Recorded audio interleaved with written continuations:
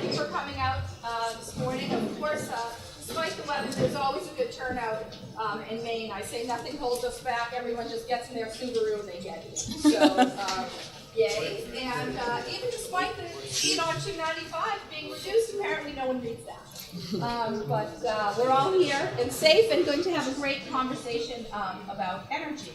And I also just wanted to say that this is the second in a series of breakfast forums that we've had this year, and we're looking forward to next year hosting 6 of them here, as I like to call it, the One City Center Corporate Food Court. But it does seem to work for an event.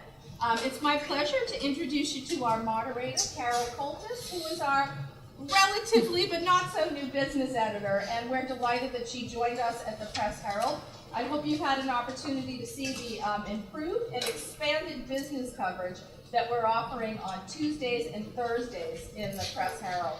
It's part of our commitment to covering the community, and the business community is such a big part of it. So, and I know that Carol is always on the hunt for tips and ideas for stories, so make sure that you track her down for that. So welcome, and here's Carol. Thank you. Thank you, Lisa. Yes, that's true. We are always looking for good business stories. So will my reporters in the room please raise their hands? If you have a good story idea, there they are. So please, and Tom, so please seek them out and let them know what are the trends, what are the interesting things going on in your industries. When we were talking, we were trying to figure out what made sense for this next business forum. All we had to do was pick up any recent issue of the Press Herald, and there was the issue we wanted to discuss. Access to natural gas has been behind some of the biggest stories in the most recent months. The mill closures, the mill sales, the mill mergers, the difficulties with people north of Portland getting connections to their natural gas lines. And also, if you've been paying attention, we're all girding for some significant increases in our electricity rates come 2015, and that is also attributable to restricted access to natural gas. So we thought that's a great topic, and that's what we wanted to explore this morning. We have assembled a fabulous panel of experts. I'm really excited that we were able to get these folks to commit and that they had no trouble sliding on in this morning and getting here. So let me introduce them. At the far end is Tim Schneider. He is our public advocate. Tim was appointed to his position in 2013 by Governor LePage. He has a lot of experience in energy issues, appearing before FERC and other regulators. And he is the person responsible for looking out for our concerns whenever there are utility issues that are being debated in Augusta. So welcome, Tim. Next to him is Tony Buxton. Tony's an attorney with Pretty Flaherty, head of their energy practice group, and has been a long-time player in energy issues here in the state of Maine. He founded the Industrial Energy Users Group, a think tank, and also has been involved in multiple projects here in Maine over, I don't know, probably 30 years. I think I've been quoting you that long, Tony. At least 100. Flip your microphone around so people will hear your quips. Next to Tony is Mark Isaacson, also a very long-time player in energy issues here in Maine. He's a principal with Competitive Energy Services, one of the players behind the Kennebec Valley Gas Company, which was sold to Summit. And we particularly sought out Mark for this panel because his company has been involved in a lot of alternative or renewable energy projects, such as Grid Solar, which is the solar project in Booth Bay, which is sort of being a booster of energy from the transmission lines to the end users that doesn't require any more building of infrastructure. And so I think a lot of people are looking at the Grid Solar project as a particular model that could be replicated elsewhere and prevent the incredibly expensive costs of extending our transmission network.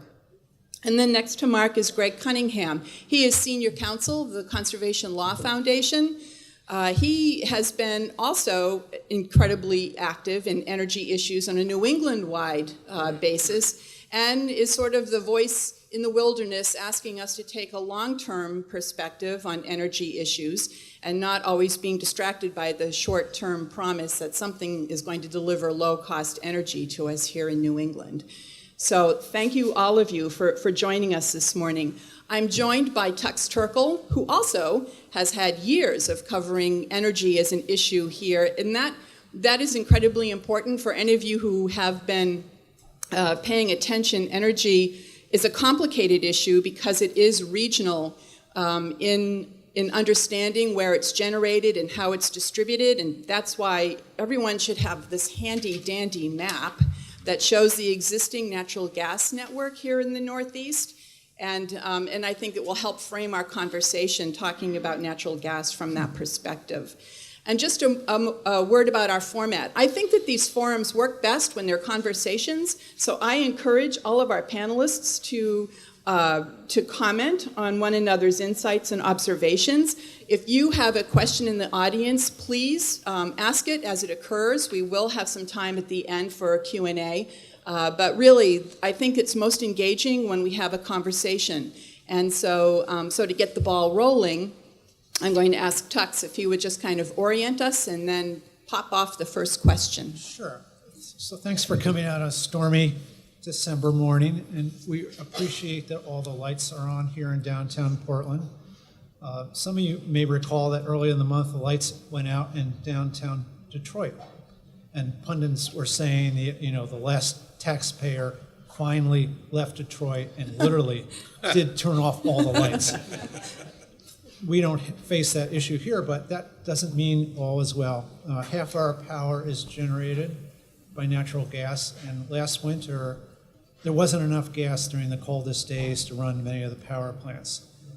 Last winter we relied on oil-fired power plants, such as the one right up in Yarmouth, to keep the lights on.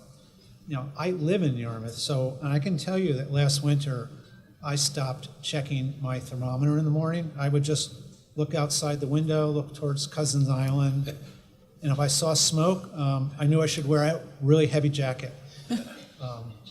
We don't know how cold this winter will be, but we do know that pipeline capacity has not improved, and the region's power situation has actually gotten worse because a few key generators are shutting down.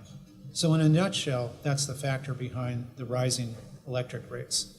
And that's why we're here this morning, to talk about New England's natural gas pipeline network, our dependency on gas, and what's the best long-term solution to rising power costs.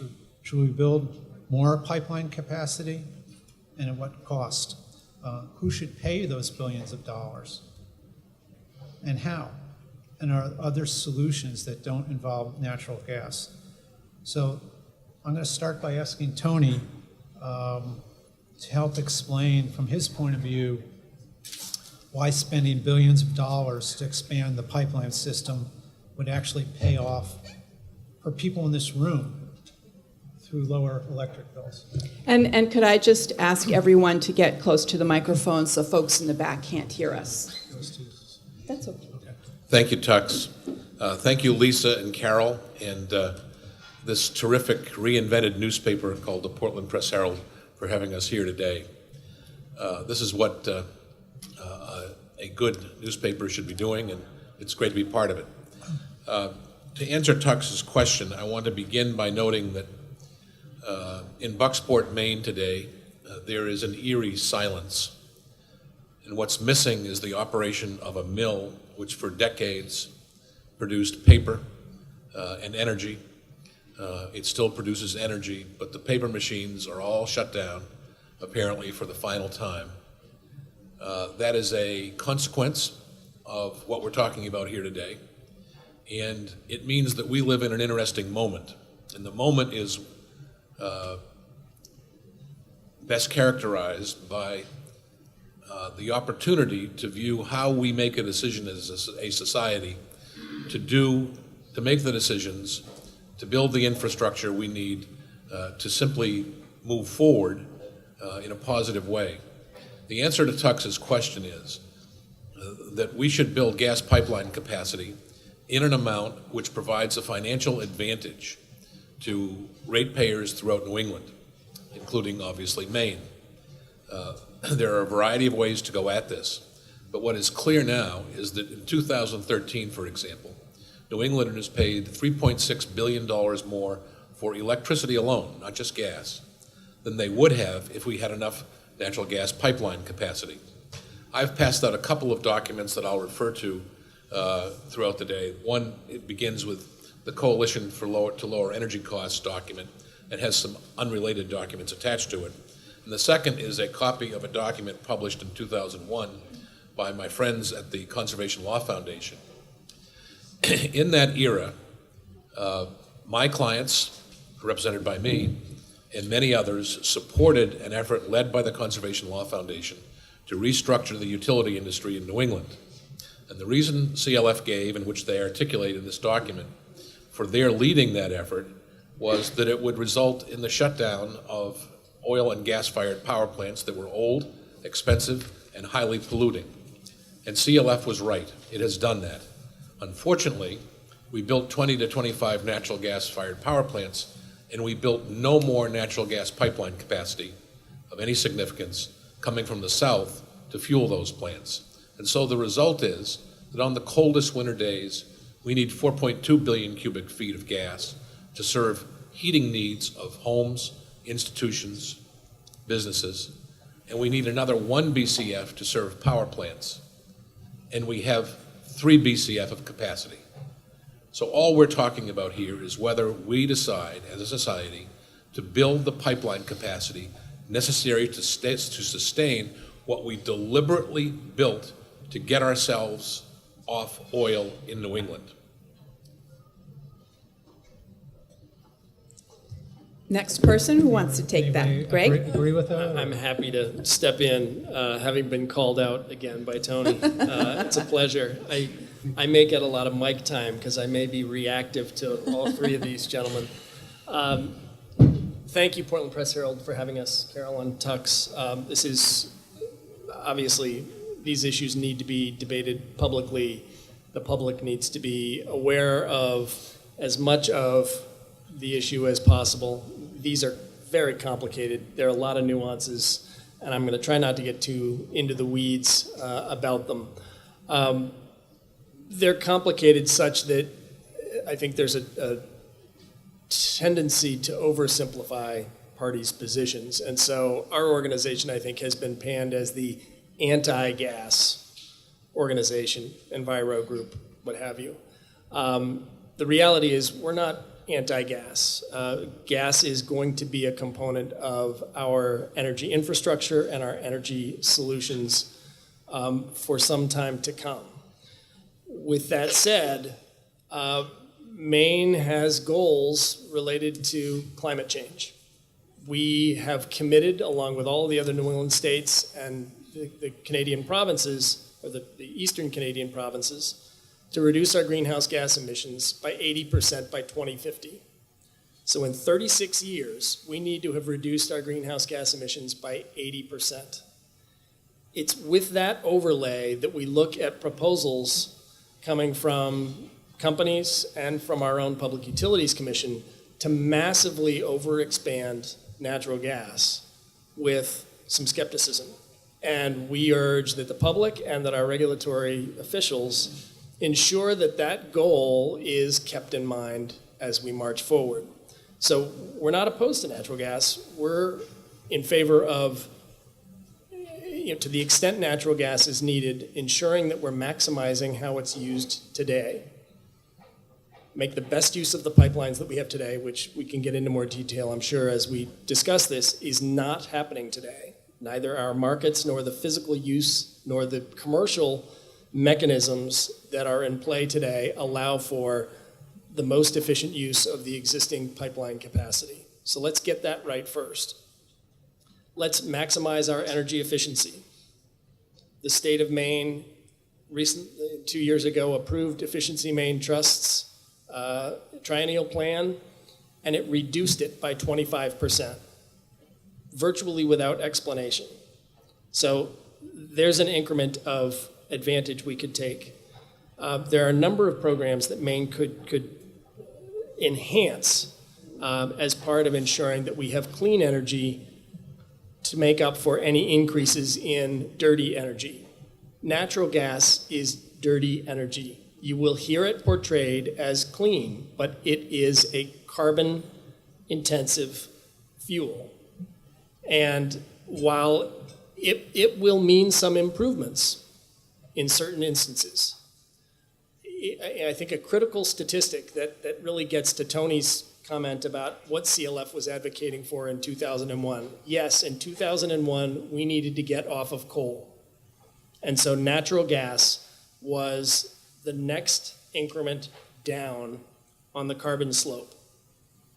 Today, the average emissions from a power plant in New England are in the range, that is CO2 emissions from a plant, are in the range of 719 per megawatt. A new natural gas power plant is at about 825.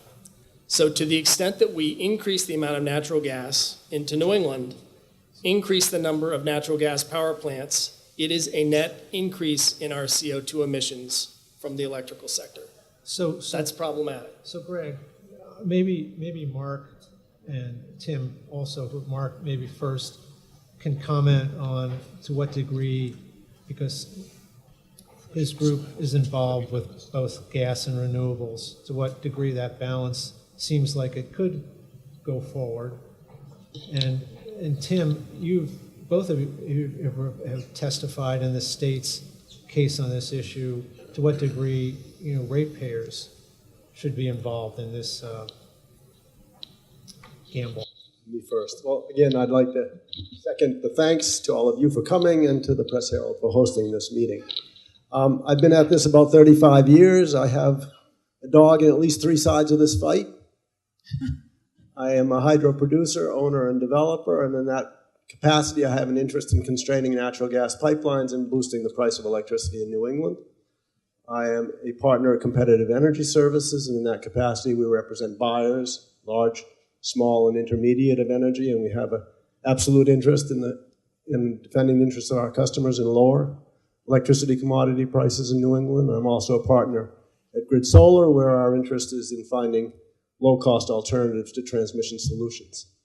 To address the question before us, the solutions that this is a complex problem, and it's of 2 flavors. We have 2 fundamental issues that are driving higher energy prices in New England. One is winter commodity prices, driven by constraints in the natural gas pipeline that are driving up the winter price of electric commodity. And then we have a summer problem, which is peak demand on the system in the summer, causing a need for increased investment in electric transmission. And the 2 of these together are creating the perfect storm of rising prices that are creating the economic hardship that we're all looking at. And so our solutions are twofold. First, we need additional natural gas pipeline coming into New England to resolve the winter constraint and lower the price of commodity in the winter. And the Grid Solar solution is an approach to reducing the cost of transmission and reducing that summer peak. So it's a twofold solution to a complex problem, and they both have a role, but there is no viable economic alternative to solving this winter problem other than expanded natural gas pipeline.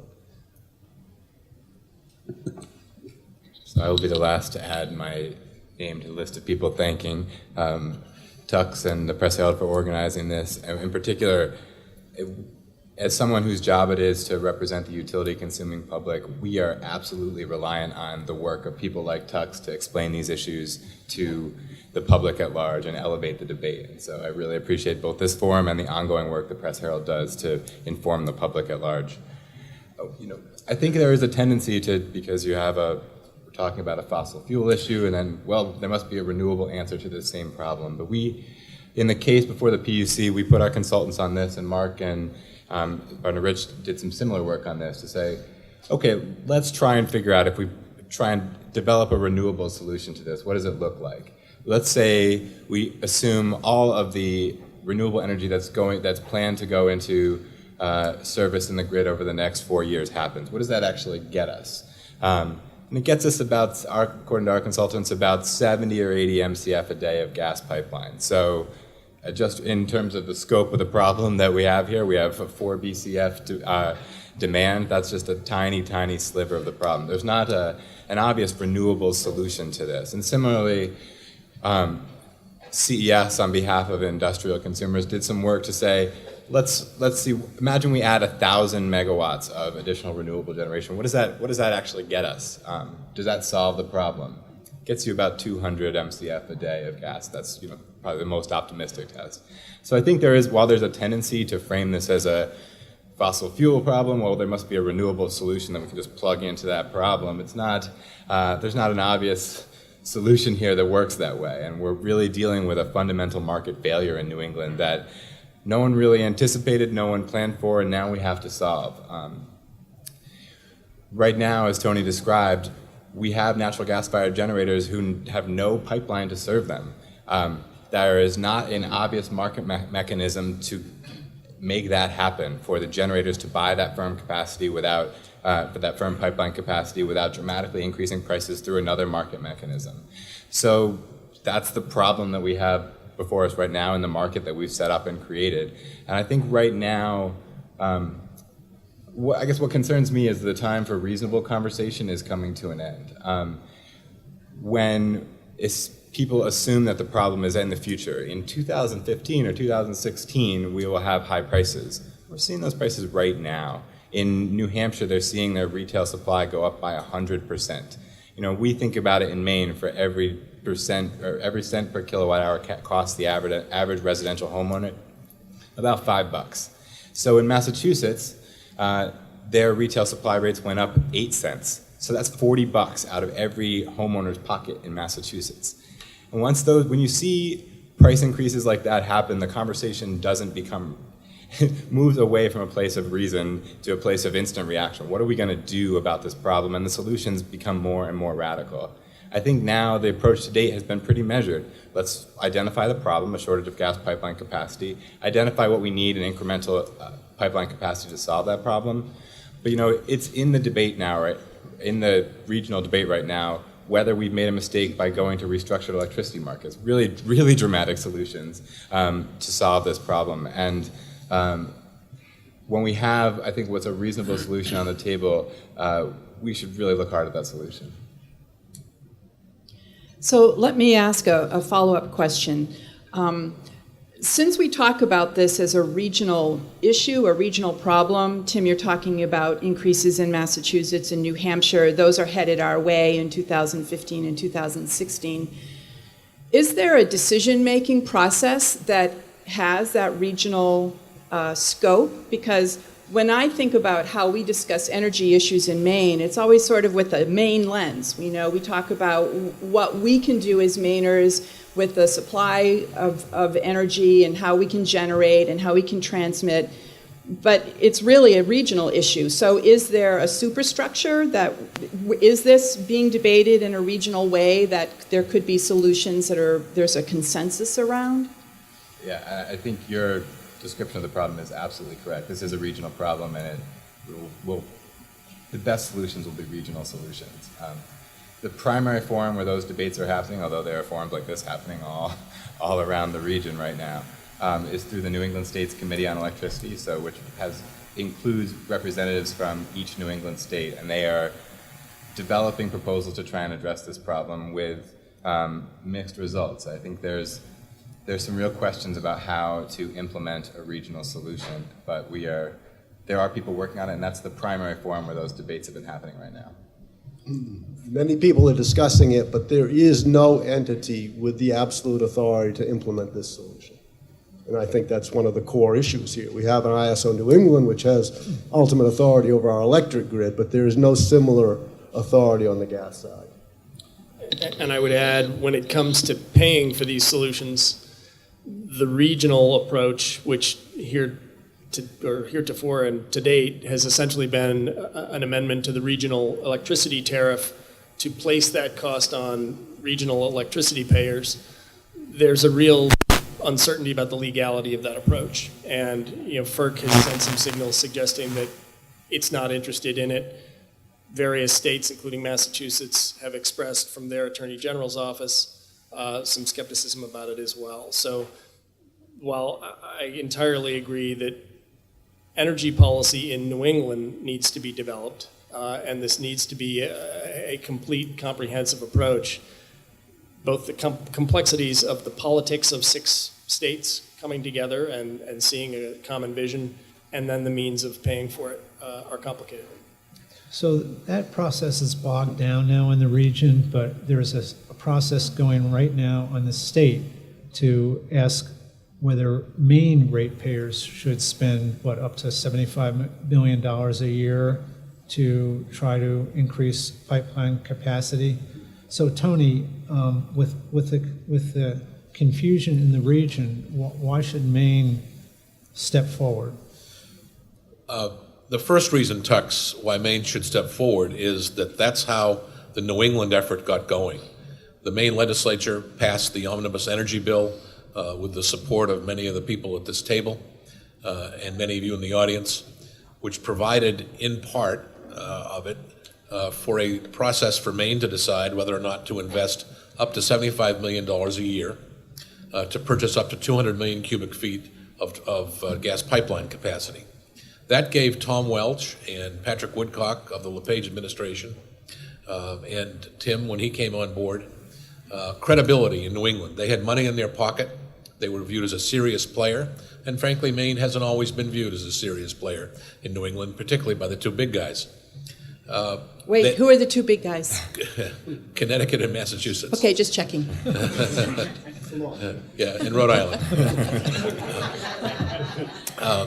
So they were able to put together a 6-state effort, which at one time all 6 governors of the 6 states heartily endorsed, to have ISO New England seek to have a tariff adopted at FERC, the Federal Energy Regulatory Commission, that would allow money to pay for gas pipeline capacity to be placed in electric rates.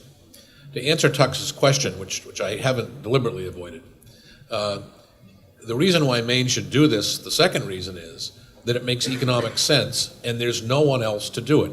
Now, we can't build an entire pipeline. That's just not possible. But we can build part of a pipeline. We can contribute to part of its cost. For example, both Spectra and Tennessee Gas have proposed approximately 1 BCF pipelines per day in 2 different parts of New England. The position of my industrial clients, is that those pipelines should be built, and they should be financed through ratepayers, because ratepayers will save an enormous amount of money. The important thing to remember when you're confronted on this issue by someone who says, oh, there goes government again, they can't do anything right. No. Government's already done something wrong, and it's costing us $3.6 billion a year. What we want to do is cut that cost by 90% if we can, or 50%, so that electric rates go down from where they are now and gas rates go down from where they are now. This is an opportunity to actually save money immediately, and the numbers are very clear. If we buy into a typically commercially available pipeline, at least 2 of which, or I guess 3, are available to us, we will save very, very substantial amounts of money. If we won't, then we shouldn't buy in. The problem, as Mark has indicated, is there's no one else to do this other than government. And this is no different from who should pay for roads or who should pay for other public amenities. Someone has to step up, and in this case, it needs to be someone acting in the name of the people who are being hurt the most. This is becoming, as Tim has indicated, in our view, a moral issue. How can we justify inaction in the face of such pervasive and destructive harm? I'm happy to jump in here. I think there are a couple of different issues at play in the state process. One of them is, and this was echoed by experts for every party in the proceeding, I think except Tony's, is a concern for the effect of states entering into private markets. When there are market players who rely upon differences in price signals the potential for profit, it drives action, it drives innovation. When the state, in a moment of crisis or perceived crisis, intercedes and puts public money on the table, it risks irrevocably and irretrievably impacting that market in a way that we will regret in the future. Several economists and analysts spoke to this in the PUC proceeding. It's a concern. It's a real concern. Let me ask you about that risk, and maybe Tim and Mark could talk about this. You know, we're living through weeks and months now. We can't believe what oil prices are doing and what no one predicted. So some people might say, you know, when you meddle in markets, when government does that, and if you make the wrong choice and unpredictable things happen, then, you know, people are left with the consequences of that. So should government try to predict that gas prices will do what they'll do, and we should build these pipelines and it'll be cheaper? And, you know, does it give people pause? Well, it's an excellent argument for doing nothing. And doing nothing perpetuates a status quo of mills shutting down, people having to choose between medicine and heat and light, and other dichotomies that are simply unacceptable in a democracy that has the resources to act. You know, we see every night the spoliation of Syria, and we see people starving to death who are a mile from food, but they can't get the food because of the war that goes on. That differs only in intensity and extremity from where we are with natural gas. We are 300 miles today, as we sit, from the lowest cost natural gas field in the world. Not in North America, not in the Americas, the world. The Marcellus Shale came out of the ground in December when we were paying $32.88 per million BTU. It came out of the ground in December of 2013 at $2.82 per million BTU. That translates on a BTU basis to the cost of oil being 40 cents a gallon. I cannot imagine a justification, ideological, political, social, or moral, for not getting access to that gas to get us off oil. You know, we are still the most oil-dependent region of the nation. 60% of our homes in Maine still heat with oil. There is absolutely no benefit to that, except you get to know the guy who delivers the oil and he's a nice guy, right? Everybody would be better off with a heat pump or with natural gas, absolutely everybody. And we would have millions of tons less CO2. And oil is 9 times more polluting than is natural gas. The benefits here are enormous. The fact of the matter is that we are being held hostage in this crisis by a handful of opponents of gas who have every right to do what they're doing, but we have every right to call them on what they're doing and to see that our government functions and produces a result rather than being stymied by people who have a very narrow agenda. That's you, Greg. I find it a bit ironic that I'm the person arguing in favor of government intervention, and the associate here on my right is arguing in favor of free markets. But the markets that we're dealing with are not free. They are highly regulated, highly independent markets, partially deregulated, partially regulated, partially controlled by government, partially controlled by FERC, partially controlled by nobody. And as I pointed out at the beginning, there is nobody with the authority to act and make this happen short of government, and that's why I advocate for government action, because short of government action, it can't happen. And it must happen. Otherwise, the blight that we are seeing in northern and eastern Maine will gradually work its way south and west and consume us all. The market conditions that we're talking about now, we spoke about in the PUC process as well, and various folks testified as to, hypothesized as to what might happen in the future. One of those hypotheses was that the price of LNG would decline, that U.S. exports, Australian exports would have an effect on the world supply, and that would drive down both the Asian market and the European market, and you'd have a convergence of price, driving it down to something less expensive than spot market natural gas, which is what we're paying for now. Some of that testimony was to the effect that it could drive it down to $8 an MMBTU. Other experts got up and said, impossible. It's a world LNG market. It's been at $18 an MMBTU for years. It's going to stay there.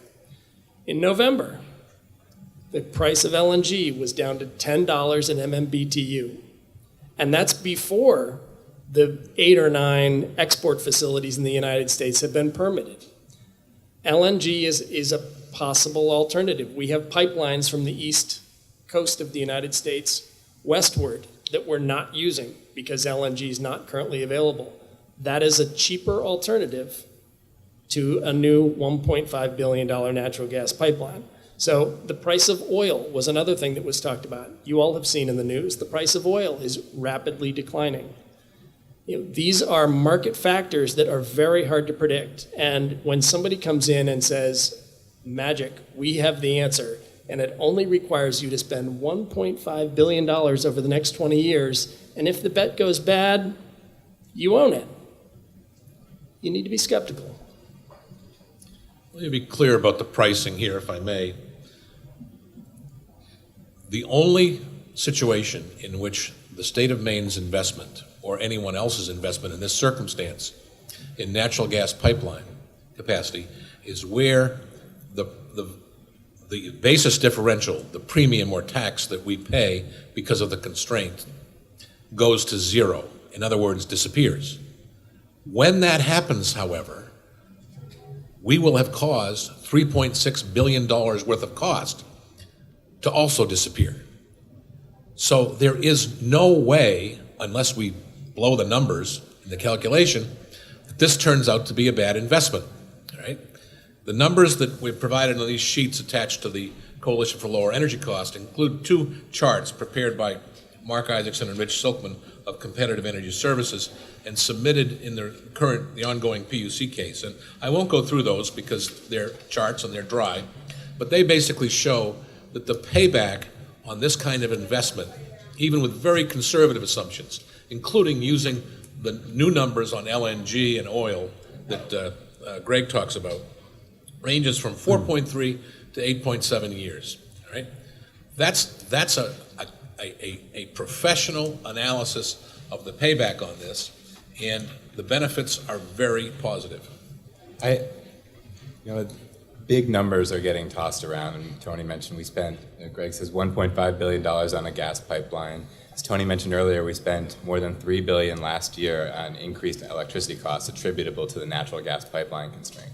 And I think, again, we are already paying those costs. Last year, New England spent $3 billion. So what did we get for that $3 billion? We got closed mills in northern Maine. We spent oil and we burned oil and coal, which were out of the generation fleet. We used them last winter. And a lot of people who held pipeline capacity or owned generation plants made some money. I mean, we didn't achieve any of the goals that we had as a state, as a region, or any interest group other than someone who owns generation or owns pipeline capacity has. So those costs we're already paying those. I think that's something important to keep in mind, that there's a future payment, but there's a current payment that we're already paying and getting very little for it. Okay, so let me ask you each, we're on the verge of a new year, there's new governors in New England and a lot of states. What can happen next year to either move the ball forward or not? So I think the most obvious thing that can happen is for the region to move ahead to address this problem. I think we're all hopeful that with changes in government in other states, that the governors can come back together either through the NESCO process that would finance pipeline through a regional tariff or through some other mechanism. The governors would be able to move ahead with that process. I think that's the most obvious solution, and frankly, from our perspective, that's the best option. Maine going alone is the second choice, because if the region can get together, those costs, those risks that Greg described are shared regionally, just like the costs we're currently paying. I think that's, from our perspective, that's the best option. We hope that moves forward with some dispatch. There is absolutely no doubt that can happen and will happen if we invest in the pipeline capacity. I want to be clear about something. We've seen the pickerel versus payroll debate in this state for many decades. That's not what we're talking about here. It's not an either or. I believe that every person at this table who's allegedly an expert, and that includes Greg, by the way, just to be clear, he's very, very knowledgeable. I think we all agree that we need a future that diminishes our carbon footprint, that relies increasingly on renewables, that develops additional renewable technologies, that employs Efficiency Maine Trust and Mike Stoddard and his good people to the maximum extent that we can. And some of us believe that all of that is built upon a base that involves moving to natural gas in place of oil and coal and getting as much of our oil out of New England as we can. The issue is, do we move forward on that comprehensive plan or not? All of us here have supported renewable development heavily. We supported, I believe, the building of the Maine Power Liability Project, which is by coincidence, a $1.5 billion project, and which won't be fully used for decades. But we supported it because it would support more wind coming out of northern Maine. We are part of a comprehensive solution here. It's not that we want gas to cover every energy need in New England. What we want is the plants that we deliberately caused to be built 5, 6, 10 years ago to have the gas they need to operate when we need to have their power. I agree with much of what Tony said, believe it or not. I would note that the 1.5 or 1.4 actually $1 billion MPRP project, Maine paid 8% of that, so it's not an analogous investment. Where I would principally differ with Tony is his approach, based on his client's project, is to flood the market with 2 BCF of gas. That is to overdo it and drive the price down, to commit ourselves irretrievably to a big natural gas project. There needs to be a comprehensive solution, but that comprehensive solution should be incrementally undertaken when it comes to natural gas. Utilize all of the clean energies, energy efficiency, what have you, distributed generation. And with respect to natural gas, base it on need and do it in small increments. Make best use of storage, make the best use of LNG. It is absolutely a comprehensive regional solution, but it's got to be done thoughtfully and not with commercial interests, principal, profits at the forefront. I don't think anybody has been more committed to the development of renewable energy than I have been. Spent my life doing this. And I can tell you that the need that we face on this winter commodity problem cannot be solved by renewable energy development. The scale is simply too large. We need 2 BCF of natural gas. That's 12 nuclear power plants. That is 2 huge LNG liquefaction plants. There is no cost solution to this problem. I assure you if there was one, we'd already have done it. But we have got to find a way out, and it's going to cost money, and it turns out that natural gas pipeline expansion is the least cost, and not just by a little, by a huge amount, and that's why we've advocated for it. Let me ask a question sort of on a micro scale. If so, we have an opportunity to address this regionally, and Tim, you said, and if that doesn't work, then we should consider going out on our own. I know when CMP was advocating for the expansion of the transmission infrastructure, when they were able to couch that in the, yes, I forget, was it 1.2 billion? But so much of it was going to be paid by wealthy people in Connecticut, it just sort of took off and resonated with folks here in Maine. So I'm curious, what would it cost if we want, what's the difference in the rate for Mainers to pay if we go at this alone versus if there's a regional approach to increasing natural gas capacity?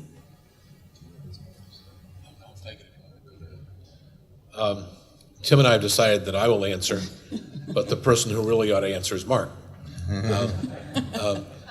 The answer, I think, is that Maine can't build a pipeline by itself.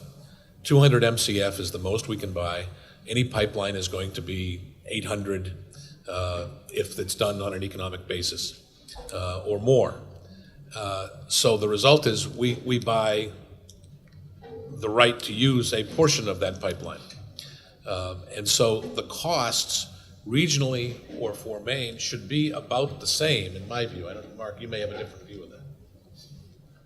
Well, one of the interesting things about a discussion at this level of detail is that the cost of gas pipeline declines the bigger you build it, right? The last MCF of gas on the pipe costs less than the first.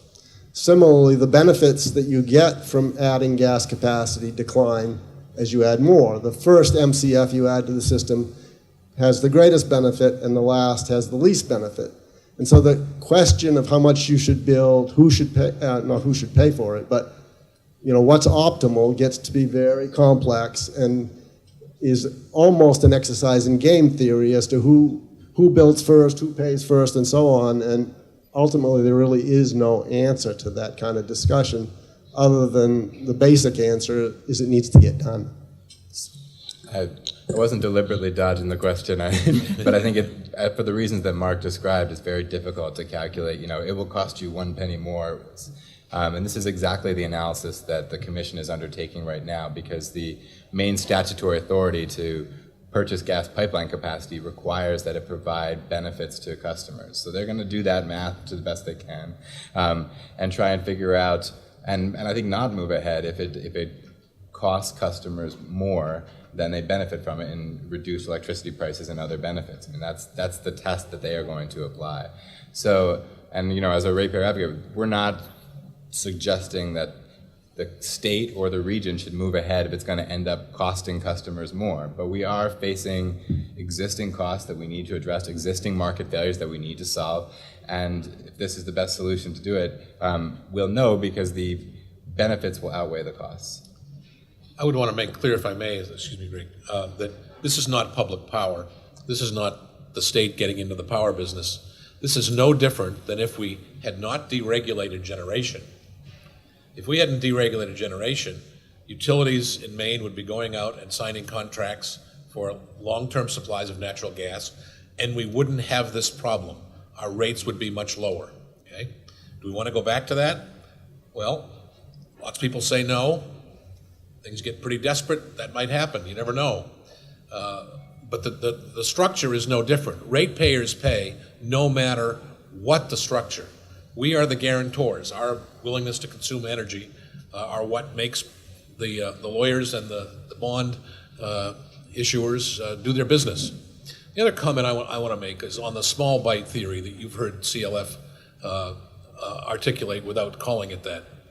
The small bite theory is, look, this is very dangerous, this is very scary, we don't know what we're doing, this isn't the proper role of government, so let's go very carefully. Let's do 100 MCF at a time, or 200. Small bites, and let's make sure we can't get there some other way.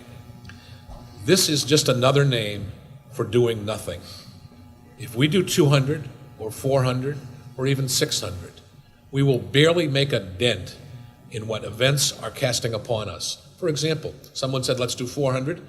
We learned a few weeks ago that the 350 million cubic feet coming out of Atlantic Canada will not be coming anymore after 2016. All right, well, there goes that 400 MCF. All right. We have 8,300 megawatts of fossil fuel power plants on the verge of retirement, according to ISO New England. How many thousand megawatts have to retire before we've eaten up another 400 MCF? Right? Tim gave you some of the numbers on that. We are in a very perilous circumstance, and that is a quote from the ISO, not given to the kind of statements that I make. Right? We need to take some action here, and the analysis, the paralysis is wrong. I would point out to you that of the opponents of this effort, not one of them, despite their extraordinarily high levels of funding, has paid for and offered a study to show the way that New England can meet this need without building natural gas pipeline capacity. Not one. I think that's to you, Greg. Where shall I start? Let me start with continue to give to your environmental organizations. They are not highly funded. But more importantly, let me start with the question, and it really is a question of whether it's more costly for Maine if we go it alone or whether we go with some regional approach. Maine going it alone is not an option. The Maine PUC staff issued already their analysis, which found that it was more costly than it was beneficial. Mark described this approach where If gas is already in place, the gas that we pay for will benefit us less incrementally as more gas is added to the system. There is going to be additional gas added to the system before anything that Maine does goes online. The effect of that is, in order for it to be cost beneficial to Maine, Maine's going to have to get a 50% reduction in price from one of these gas pipelines. It simply isn't going to happen. So if there is going to be something beneficial for the ratepayers, it's got to be on a regional basis. I find it interesting to hear the references to deregulation. Chairman Tom Welch, in presenting their decision in this case, also referred to the fact that states are doing this. States are going out and buying natural gas, committing to natural gas capacity in regulated markets. Now, we made a choice. It was supported by the Office of Public Advocate. It was supported by the industrial energy consumers to deregulate our markets. If we're going to go back on that, then let's go back on it and plan for these kinds of things and do it in a smart, methodical way. That's what incremental development of natural gas is. It's not Tennessee Gas Pipeline's 2.1 BCF, plunk down, permanent, no turning back. It's taking this with existing pipelines, looping, increasing compression through compression stations. It's smaller bites in infrastructure, it's smaller bites in cost, and it's based on need, not on some hocus pocus economic theories that you flood the market, you defeat the market, people save money. Oh, Mark, you were. I think I've been accused of formulating hocus pocus economic theory. Now we're getting there. Too bad my partner Rich isn't here. It's not hocus pocus economic theory. It's a simple analysis of the costs and the benefits. We know what it cost. Last winter it cost us $100 million a day. And we need to solve that problem. One of the problems about small bites is it costs you more per bite. As I said, natural gas pipelines have this feature in that the bigger you build them, the less they cost per unit delivered. And if we build them 100 MCF at a time, we're going to pay a lot more in the long run to solve this problem. And in the short run, we're going to pay for the capacity we don't have in higher energy prices for the foreseeable future. It is an approach to the problem, and it may limit one kind of risk, but you buy into you may limit the risk of making a mistake, but you buy into the certainty of paying the higher prices in the short run. One thing I'd like to add, I think this conversation up to now has really focused on the cost impact of not solving this problem, and then also the cost of trying to solve this problem. But when you talk to the ISO New England, the entity that administers the regional grid, they don't talk about it as a cost problem. Much to our dismay as consumer advocates who've always pushed the ISO to think about cost to consumers when they make decisions, which they steadfastly refuse to do. They talk about it as a reliability problem. They are addressing the need to have generators online able to operate during the winter. And when you're accustomed to getting 50% of your power or more from natural gas-fired generation, and that generation is unable to run because they, in some circumstances, cannot get the gas. That is a reliability issue that translates to a price issue, but the solution to that is, do we curtail power at some places? Do we have rolling blackouts? Do we run coal and oil-fired generation so that we don't need to be concerned about this? There's a larger conversation about reliability happening, and while we decide whether we take small bites or big bites, they are making investments that cost ratepayers a lot of money. Running those coal-fired plants, running those oil-fired plants, making very dramatic interventions in the market to keep the grid reliable. And those are off the table, but the costs of not having a reliable grid are an order of magnitude greater than even the costs we're talking about of paying for a pipeline or not paying for a pipeline. So Tim, in a worst-case scenario, we're looking at, for mid-sized businesses, they can see spikes of up to 130% on their current electric rates, right? And whatever decision is made or implemented is going to require amount of time to build or to implement. And so is there a worst-case scenario where we're looking at rolling blackouts and astronomical electric bills? Yeah, Short term, anyway? I think that is the conversation that's happening at a regional level, is costs and reliability. And reliability is front and center on the table. And what do you do when that natural gas-fired generator is not available, when there's no pipeline capacity to feed them? ISO has a series of steps they go through when they are faced with shortages of system capacity. And the last ones on the list are rolling blackouts. Yeah. This reliability question is an important one, and it gets to how you design the system and what solution is a preferable solution. The idea that we simply put in one large pipeline and pump a bunch of gas into the system, and that therefore reliability will be resolved, simply is not consistent with the way the system operates. The gas has to get to individual natural gas power plants. The issue with reliability is that those natural gas power plants don't have firm contracts for gas, so they buy it on the spot market. The spot market is expensive, which is why we've had these price spikes, and sometimes the gas just isn't there. So if you address the availability to those individual natural gas power plants, the accessibility of the gas, using a smart either storage regime or incremental increases in pipeline that actually gets to those facilities, which, by the way, Tennessee Gas Pipeline doesn't. And if you go with an approach that involves, some gas companies allow for sales of their gas multiple times in a day and on weekends. So when a natural gas generator calls up and says, I need an hour's worth of gas on this day at this time, those companies can do it. Some companies are doing 40 to 60 nomination sales of gas, available sales of gas a day.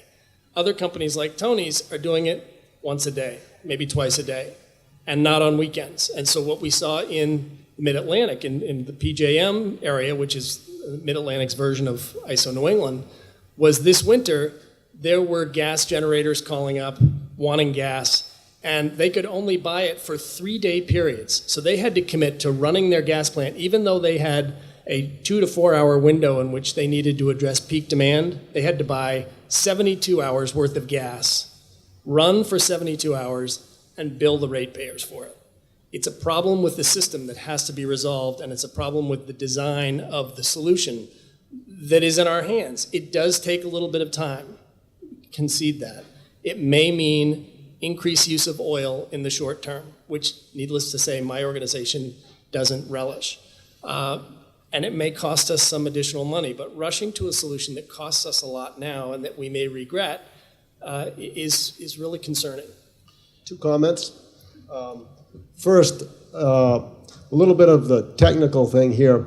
The gas plants and the oil and coal plants operate under fundamentally different generating regimes.